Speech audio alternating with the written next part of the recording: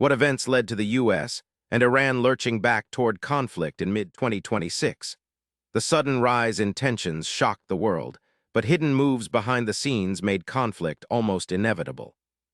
In early 2026, the U.S. launched covert drone strikes against Iranian-backed militias in Iraq and Syria. These attacks were meant to disrupt weapon shipments, but instead inflamed tensions. Iran viewed these strikes as direct aggression. The retaliation came swiftly, with proxy groups increasing attacks on U.S. forces and allies. This cycle of action and reaction set the stage for renewed conflict. At the same time, diplomatic talks aimed at reviving the Iran nuclear deal faltered. Disagreements over uranium enrichment limits and sanctions relief led to a deadlock. The failure of diplomacy removed a vital safety valve, leaving military options as the fallback.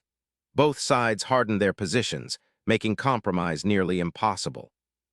Iran ramped up support for proxy militias across the Middle East, including in Yemen and Lebanon.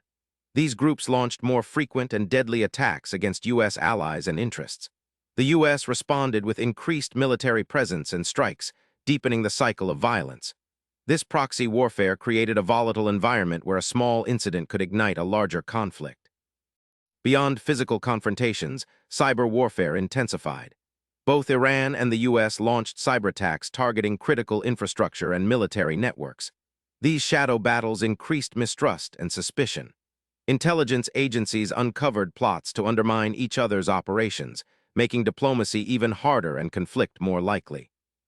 The uneasy mix of covert strikes, failed diplomacy, proxy battles, and cyber warfare propelled the U.S. and Iran into renewed conflict by mid-2026. This complex web of actions shows how fragile peace can be. For daily answers to questions you didn't know you had, hit subscribe and never miss the story behind the headlines.